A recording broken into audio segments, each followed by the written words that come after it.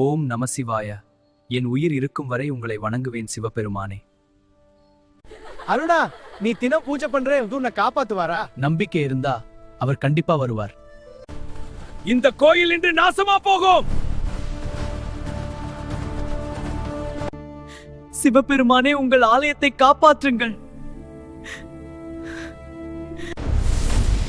என் பக்தனின் கண்ணீர் என் கோபத்தை எழுப்பியது. ஐயோ, என்ன மன்னியுங்கள்.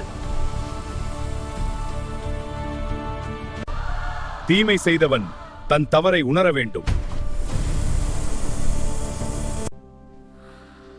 அருணா, உன் பக்தி உண்மையிலே பெரியது.